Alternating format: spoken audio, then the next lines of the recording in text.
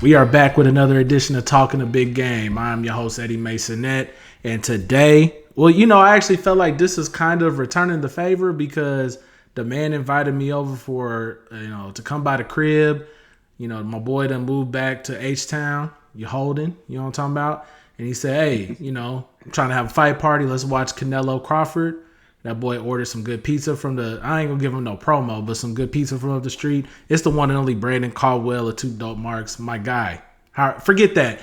Brandon Caldwell, a day in a dream, you know what I'm saying? Brandon Caldwell, we going that deep.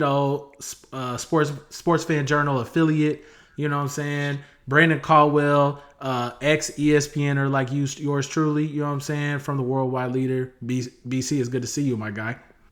Wow.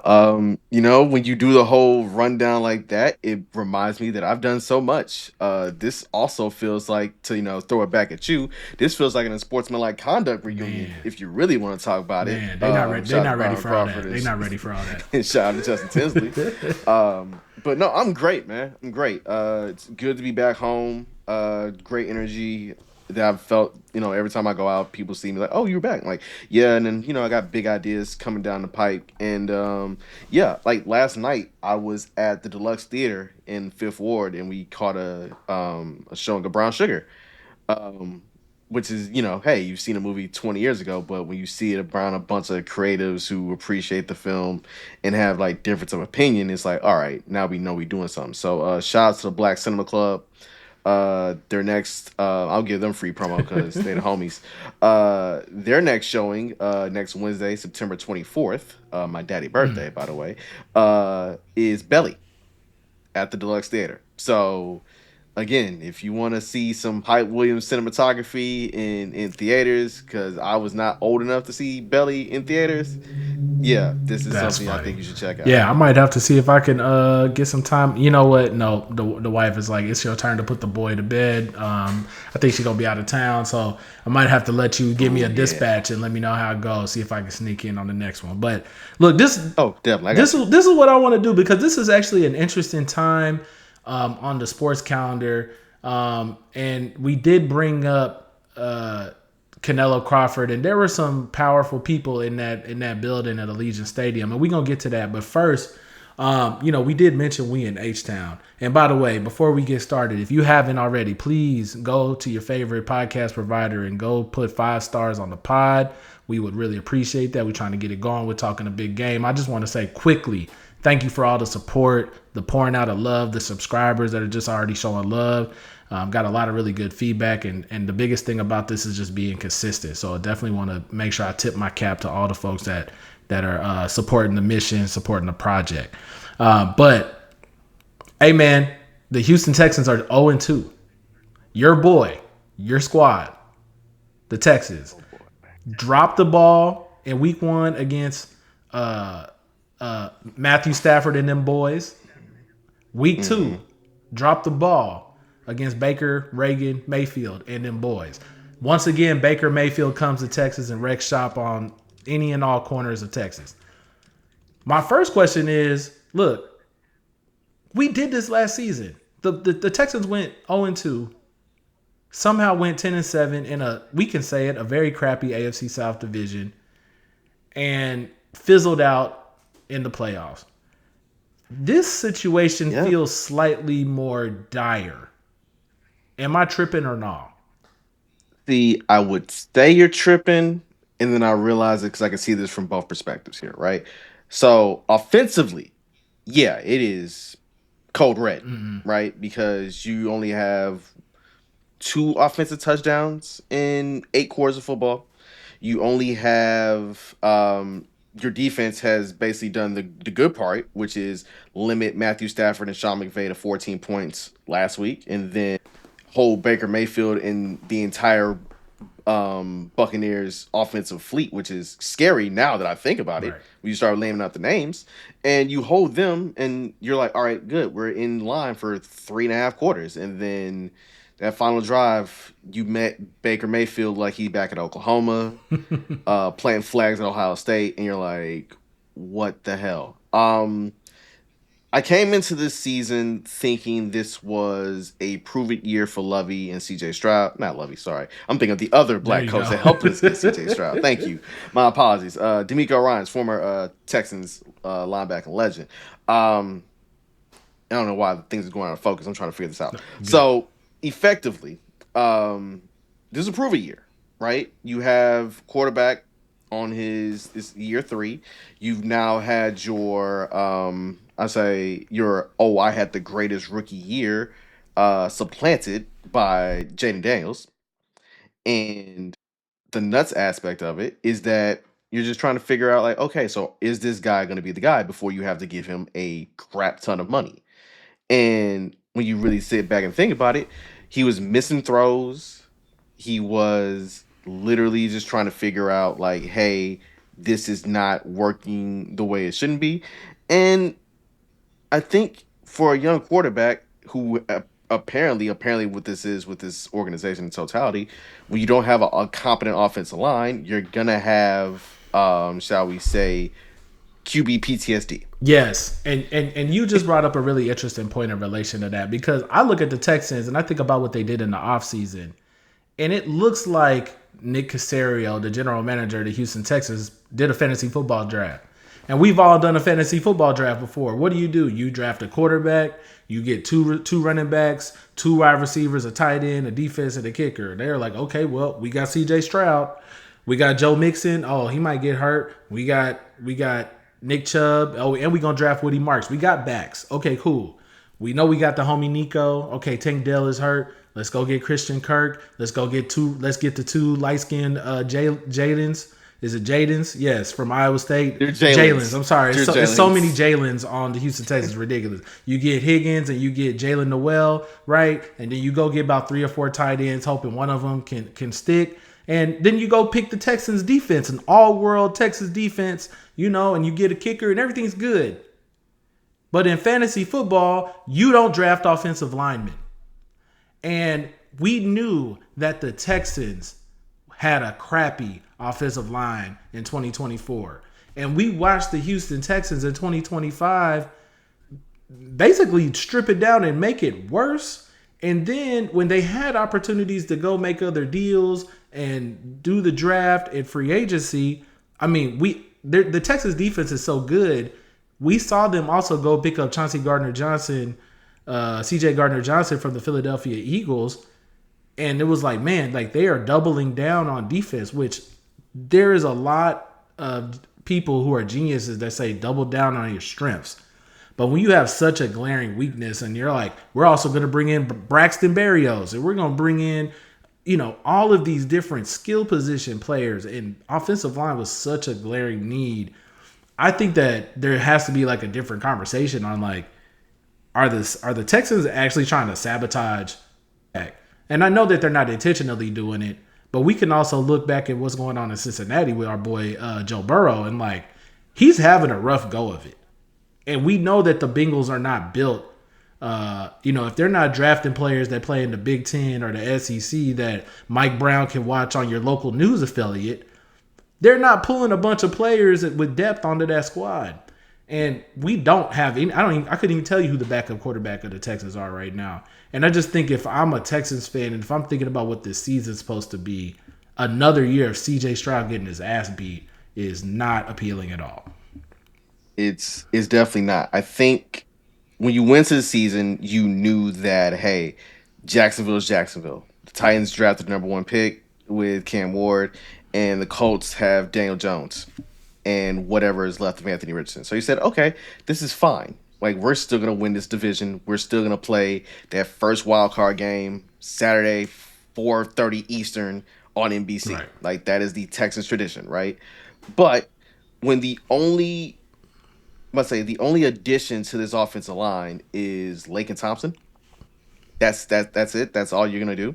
When you know that CJ Stroud's about to be a $60 million man, that's an issue. Yeah.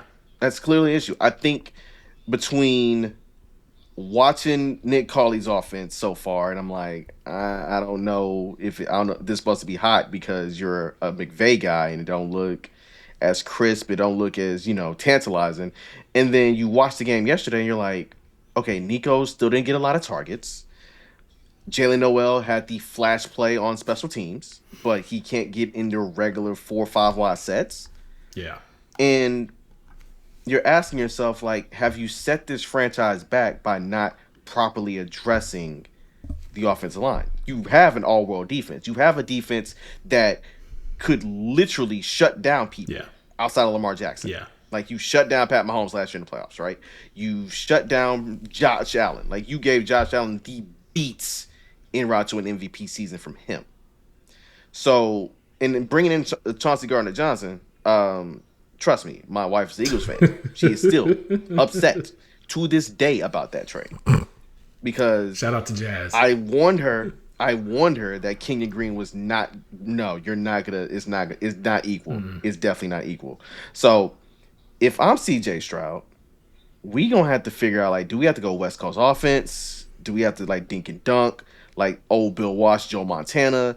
Like, because again, stretching the field, we ain't stretched the field for big plays unless it's for Nico Collins. And sometimes when you have such, I'm gonna just call it the one segment of the game last night that irked me to no end was you're in shotgun formation at the 1 yard line. Yep. And you decide to run a toss play to Nick Chubb, and then you throw two fades to Nico Collins, both of which are, you know what I'm saying, inaccurate ain't even the worst word to describe it. That's just softly telling you how it is, right? I look at the Texans and I'm like, do not make me give Shane Steichen and the Indianapolis Colts credit for getting 2 good weeks out of Daniel Jones. Well, you do not have me looking at Brian Callahan and the Titans and me saying, like, you know what, that man might be a little bit of a nepo baby, but you know what? They got something kind of cooking. Well, you make a good point, and there's 2 points you made. I want to tip my cap to you on both. One, if you know, I was listening to Dominique Foxworth the other day, and he made a very valid point. Like, CJ Stroud is the ultimate bomb first, we bombing deep quarterback. He's like, we steady long or you going home. That's about how his game is, and that's cool. Especially when you have like Tupac. Yeah, exactly. Bomb first, my second reply. Exactly. And so especially when you got guys like Nico, you've got Higgins out there, guys that can go and hurt you with big plays.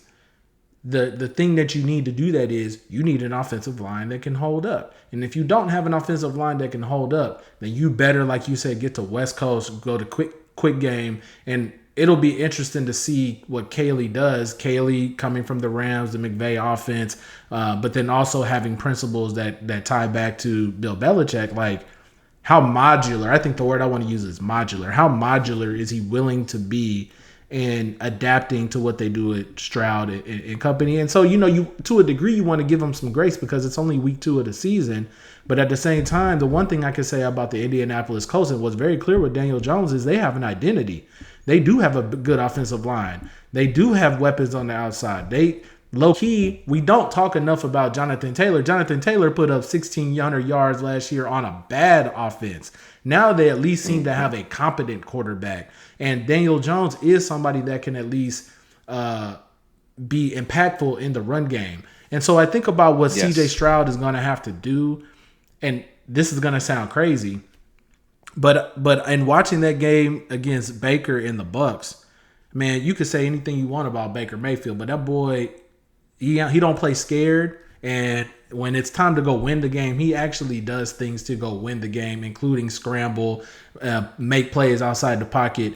And we know that CJ is a good athlete. I would never try to compare him to Jalen Hurts or Lamar Jackson and some of those guys, but there is something to be said about giving the defense something else to think about, and finding other ways to win that doesn't involve sitting in the pocket hoping you have 2, 3, 4, or 5 seconds of protection. So to me, like, they are going to have to figure out how to be adaptive, and figure out other ways that when plan A isn't working, they got to figure out what a clear plan B is, what a clear plan C is. Look, Joe Mixon will be back here soon, maybe. And Christian Kirk will be able to play in the slot, which I do think will help them play more underneath. So we're gonna see what happens. Yeah. But one thing I wanted to hit on before we take a break, your boy Paul Wall, the People's Champ, he had a very interesting tweet on Monday, right before the start of Monday Night Football. And this is something that I always wanted to ask. And now I've had a chance to experience being in Houston. And let me tell y'all something. Like, I done came from Los Angeles. I done lived in Oakland. I done lived in the Midwest. I've driven in a lot of places. The thing that you don't realize about Houston is it's big as hell. Like, it is, I could drive right now an hour north and still be in Houston. Houston area. I could drive 90 minutes and I'll probably be in Conroe. And if I drive about 75 minutes west, I'm going to be in Katy somewhere. Like, I am still in the Houston area, okay? And the NFL did such an interesting thing. I don't know if you had this feeling that I did. I looked at my schedule and I was looking on the app, and it was like, oh, Houston Texans play 6 p.m. I'm like, I didn't make plans for that. Like, I'm actually going to probably miss the first quarter. And it looked like everybody had the same thought that I did when it came to getting to the game. Because, man, you start looking at the game and it's like 30% full. 30% full. Paul Wall was over here upset like, hey, man, we got to do better, Houston. What's going on? Tampa Bay in the building more than we are. Is that something is just a Houston thing? Is there a certain... You speak for Houston sports fans. What is the... I feel like there's... I want to be mindful of how I say this because I had people with the Houston Rockets get mad at me. But if it ain't the Houston Astros winning the World Series and like y'all trying to make a run to the playoffs, how live are Houston fans really? Okay. So I've witnessed this back to, I would say 2005, ironically enough, when the Astros made their first initial run to a World Series. Houston loves winners. Houston loves winners. Houston hates traffic. You say, hey, the Houston Rockets are playing a playoff game, it's going to be packed. It's going to be packed. You say the Houston Rockets are playing at, say, 6:45 on a Wednesday. You know Houston traffic like I know Houston traffic now. You've been here for a year. Right. It's gonna be a minute. Like it'll fill out second quarter. Mm-hmm. For the NFL to basically have a doubleheader on ESPN and say, hey, the team in the Central Standard Time Zone is starting at 6 p.m.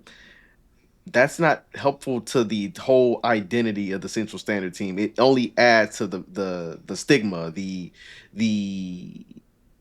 negative je ne sais quoi, I should say. The bullshit that is, oh, Houston don't care. Houston's real fair weather. No.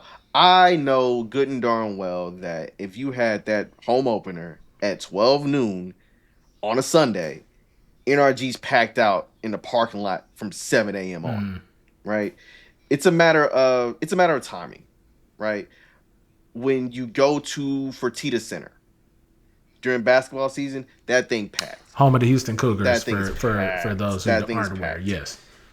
Yeah, that thing is. But packed. hold on, why is that thing? Yeah, packed? I was gonna say, but there's a thing about like, hey, the students is right up the street. Like that helps. Yeah, it has real commuter tech. Yeah, it's why ironically enough, Houston Community College changed its name to Houston City College because commuter. But in totality, the city prefers winners. They do time and time again, unless you have a cultural significance to that ties everything in, like the Lovely Blue Oilers, for example. I think Joel Anderson can speak to that more so than I can. If you just have that sort of pull, like I think the Texans got a bad rap Monday because the game was at 6:00 in peak Houston traffic, and I could literally see because I was headed north of 59 that 59 South people trying to get into the city was bumper to bumper, right? So I think that it's one of those situations where everything has to align at the right perfect time on a weekday for everybody to pile in and be loud and be ready. Because again, you tell me it's a playoff game, NRG is packed to the gills, right? It's just all about timing. Yeah. Well, I think it'll be interesting to see what happens with the Texans because, boy, if Houston don't beat Jacksonville week 3, boy, it's gonna be smoke in the city. It's gonna be Hey, look, man, Paul Wall slipped up. They're gonna have to do another anthem ASAP. They're gonna have to figure it out. Look, man, look, we there's a vibe that says you can't do no anthems. We've banned anthems because there's bad juju with anthems. But you tell me this team goes 0-3, even 0-4, they lose to the Titans. Hey, man. And God forbid the Titans decide to wear their Oilers colors. Yeah, we might have to have some real tough discussions. If the Houston Texans go 0-4, D'Amico might as well go ahead and start packing it up. I think that's unfortunately. Yeah. I don't want to call for nobody's job. I don't like seeing, you could quickly see that getting ugly, and I don't think anybody wants that. So we're gonna take a break here. When we come back, I definitely have some questions about Saudi Arabia. This is Brandon Caldwell, Eddie Maisonet talking a big game. We'll be right back. Back to talking a big game. Brandon Caldwell, two dope marks. Brandon, I wanted to talk to you. Our boy Andreas helped break news back on September 12th. For the first time ever, WrestleMania will be taking place outside of North America. When the Showcase of Immortals head to Riyadh, I'm stopped right there. I might have failed geography. I'm going to be honest here. I don't even think I ever heard of Riyadh until WrestleMania, WWE, and UFC ever came. You know what? I'm embarrassing myself. Heads to Riyadh, Saudi Arabia as part of Riyadh season 2027, WWE now Friday. WrestleMania 43 will be in the Middle East, which obviously this is something that is I will just call it the WWE getting money whipped by Turkey Al-Sheikh and the kingdom over there. And I don't even necessarily mean that as negative. I think there are a lot of institutions that if you throw enough money at them, they will make a grandiose decision. And it's very clear that WWE has long been in the pockets of Turkey and the Riyadh season crew over there. And now the biggest wrestling event, the annual wrestling event, will be somewhere between like 12 and 17 time zones away, depending on where you are in North America. My first question is who is this good for outside of the people that actually make money in WWE? You know, I've thankfully had an entire weekend to kind of sit with this thought and kind of figure it out to myself. If you're a wrestling fan who prefers watching wrestling at 1:00 in the afternoon and saying, okay, my entire day is still free to do whatever else in the middle of the daytime, perfect. If you want to throw a brunch party and also have wrestling on, like mimosas and suplexes or some shit like that, perfect. This is amazing for you. And I think that the fact this is 2 nights, you know what I'm saying, is it's basically, hey, Saturday, you already know what you're doing from 1 to like 5 o'clock. Sunday, 1 to 5 o'clock, you good. This is basically lining up to where the WWE said, hey, we're already moving off of Final Four weekend for NCAA. Now we're in that, hell, we're even moving off the Masters week. We're giving that weekend to themselves too. So it's basically them cornering the market and saying, hey, if you're a wrestling fan and you are of a certain age, you don't like staying up till the wee hours of the morning to watch some graps, because I know damn well a big knock on Canelo Crawford was the fact that fight didn't start for real till 12:15 Central Standard Time in the morning. Yeah. So yeah, no, those are your wins. Those are your wins if you're the older wrestling fan. Yeah, I mean the loss, however. Hold on, I just want to be clear. I want to be clear because I might have exaggerated the time zones a little bit, and I just went and looked it up. We're recording this at 9:00 at night on a Tuesday, which means you'll get this podcast Wednesday. But bro, it's 5 a.m. in Saudi Arabia right now. It's like if you think about if WrestleMania were happening right now, we would be midway through the card. Mm-hmm. If it were in anywhere in the Central Time Zone, if it was in Chicago, H-Town, wherever, it'd be 5 a.m. in Saudi Arabia. So you're telling me one or two things is probably going to happen. Either they got to be willing to start their show at 3 a.m. I don't think Turkey's going to be down for that, number one. No. Okay.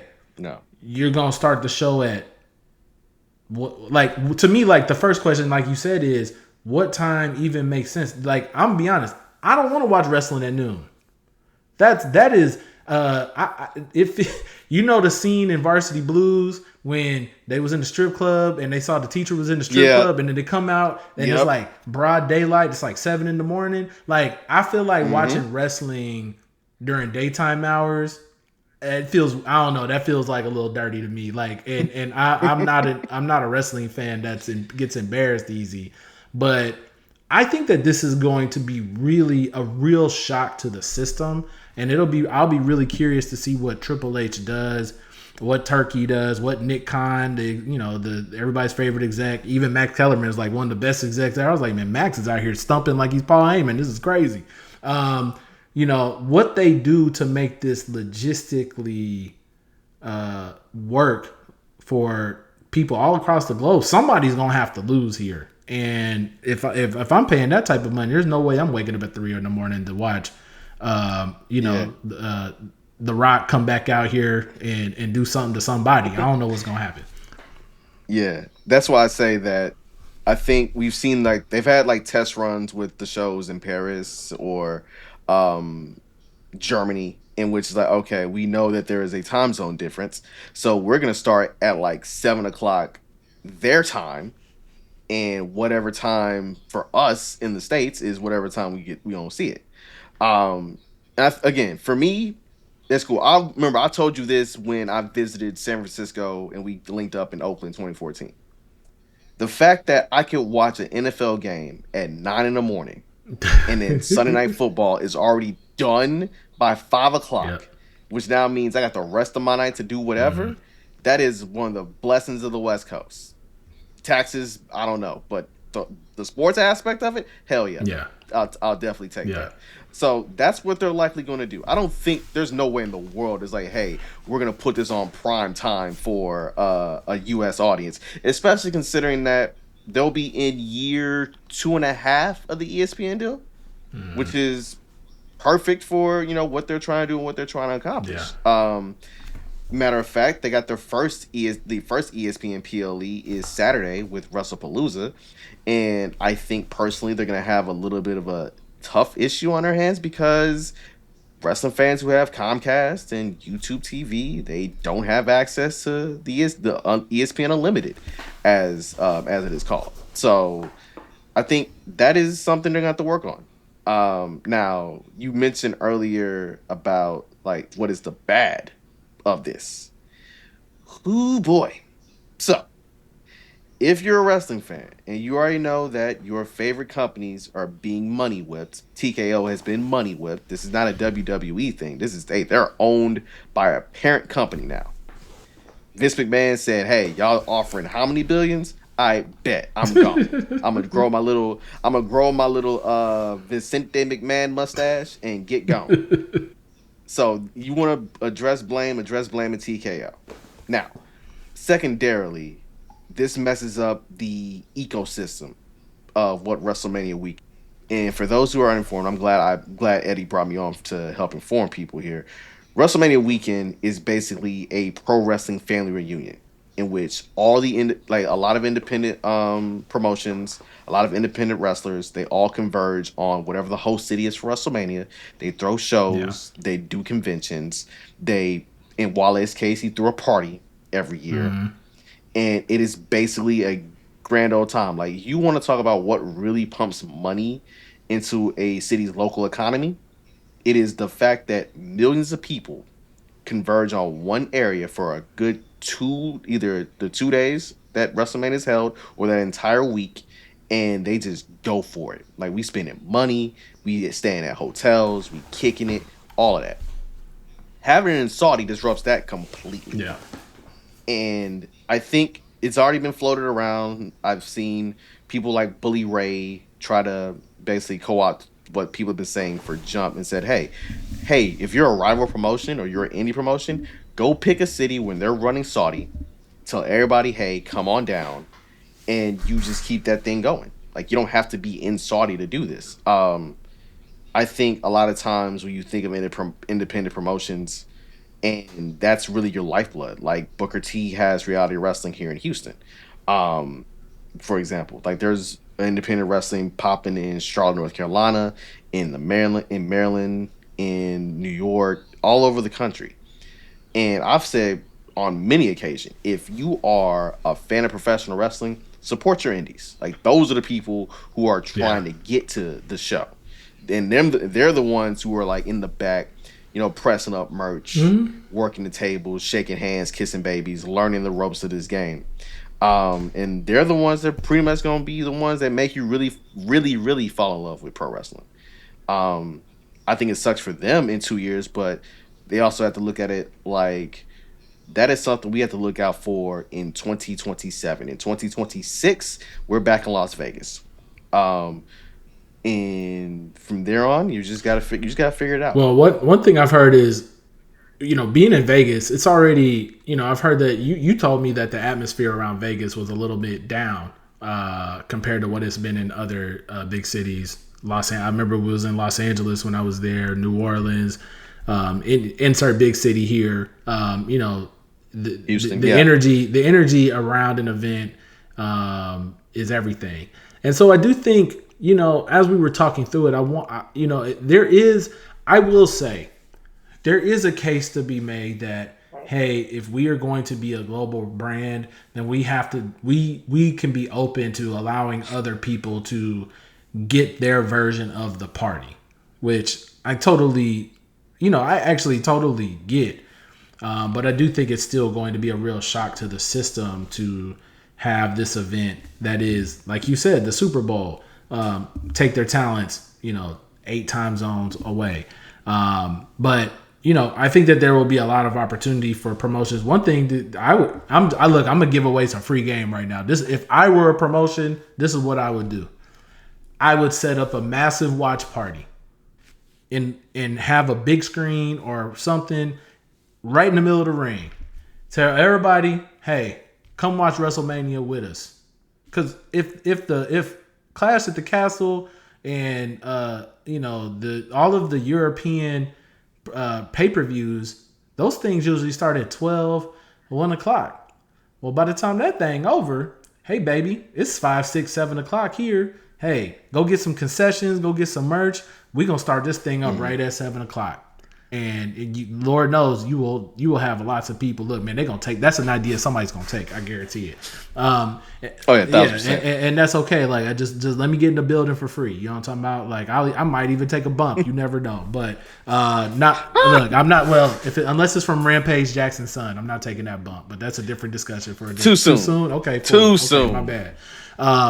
Too soon. But yeah, this is going to be really fascinating. Look, man, we've talked a lot about sports washing. We've talked a lot about, private equity is coming for all of our sports. And even it was a little cryptic watching Canelo Crawford, and you just got bombarded with Turkey and Dana and that optic of those two sitting in the center at this really weird camera angle. We didn't talk enough about that. And like, just optically, man, like it does feel like it's getting a little weird. So I am not looking forward to it, but I'm still gonna watch. But I don't think my wife's gonna let me take my talents to Riyadh season. Don't think it's gonna happen. Yeah. I would not look. I wouldn't expect you to say, "Hey, let's all go kick in Saudi." That's a weird thing.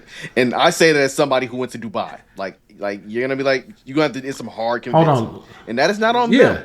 That's not on them. Camera, look at me, folks. Look at me. I look like 7 different ethnicities all at once. And understanding the climate of this country and our leadership. They could think, man, I come back, I might have a conversation with ICE. I might have a conversation with the feds. I don't know what they gonna say. Hey man, you could stay in. This is Africa too. You could stay in Africa, man. I don't need any of these problems. You know what? That seems like a good time to end it right here. Y'all, please go make sure to go check out Brandon Caldwell and everything he's doing with the pod, man. Like, I'm really proud of the project that you guys have been working on and how you guys are becoming much more of an authoritative voice. So I'm telling you directly, keep going. I support you. Like, I'm really just proud of the mission. And, and the other thing too is I thought, hey, I've been in Houston 2 years. I might be able to put Brandon on something, now that he back in town. Man, this dude then went to way more things and found out more things that I still ain't even heard of yet. This boy is the king of Houston. We glad to have you back. So, Brandon, thank you for stopping by. Oh man, thank you so much. I don't know about the King of Houston. Bun B will forever hold that title until further notice. But no, I think that the moment you touch down, you immediately ask like, okay, so what do I need to tap into? And this ain't. I'm gonna say again, you was the king of Cincy. You was the king of Oakland.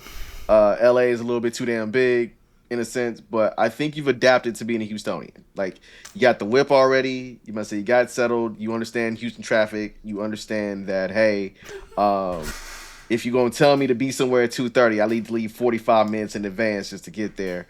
And what you've done for creatives, not just like me, but anybody who comes in contact with you, all you've done is pour into them and give them even greater sense of community. And we've been at this for 15 years, dog. And I tell you this every time I talk to you. I appreciate you. Hey, man. Appreciate that. Every Appreciate time. it. By the way, y'all heard what he said. He said I got a whip. What he's referring to is I got a pickup truck. And, like, this is actually one of the most infuriating things. Bro, I'm from Oklahoma, man. We ride number pickup trucks. We ride big. You know, we ain't got to do all that. Brandon Caldwell talking a big game. Shout out to Lawton. Shout out to Lawton. 8580, man. Hey, thank you for listening and talking a big game. Subscribe, rate, do all the things. Tell a friend. Tell your mama. Tell them to subscribe on Substack. The more subscribers we get, the more dope work we can do. We'll see you next time. Peace.